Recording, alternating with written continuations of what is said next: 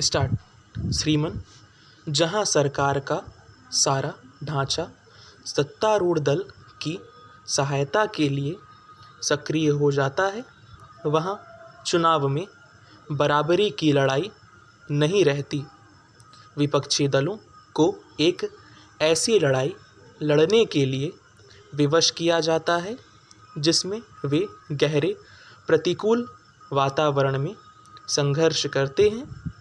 इस सदन में कई बार चर्चा हो चुकी है कि चुनावों में मंत्रियों को वायुसेना के विमान, हेलीकॉप्टर व अन्य वाहनों का उपयोग करने का अधिकार नहीं होना चाहिए।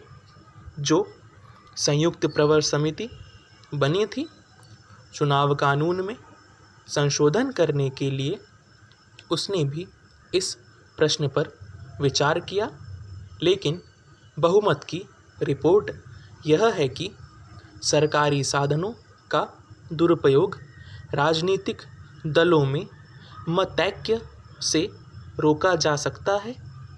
एक परंपरा विकसित की जानी चाहिए जिससे इस तरह के साधनों का दुरुपयोग ना हो। सत्तारूढ़ दल कानून के द्वारा इस भ्रष्ट आचरण को रोकने के लिए तैयार नहीं है। पैरा, चुनाव के दिनों में प्रधानमंत्री दौरा करें, इसमें किसी को आपत्ति नहीं हो सकती है, लेकिन प्रधानमंत्री अपना दौरा प्रधानमंत्री के नाते नहीं करती है, पार्टी की नेत्री के नाते दौरा करती है। फिर कोई कारण नहीं है कि उन्हें वायुसेना के विमान उपलब्ध किए जाएं। 4-4 हेलीकॉप्टरों की कतार उनके साथ उड़े। पीडब्ल्यूडी मंचों की व्यवस्था करे और बैठने की व्यवस्था पुलिस के जिम्मे हो। अन्य दलों को यह सुविधाएं उपलब्ध नहीं होती, इससे अन्य दल बड़े घाटे में रहते हैं।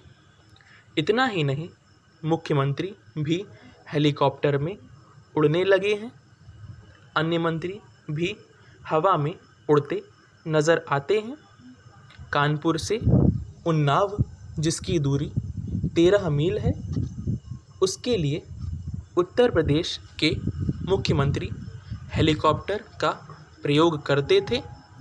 वहाँ पर उनको सुनने के लिए अधिक भीड़ भले ही ना आए, हेलीकॉप्टर को देखने के लिए जनता जरूर जमा हो जाती है।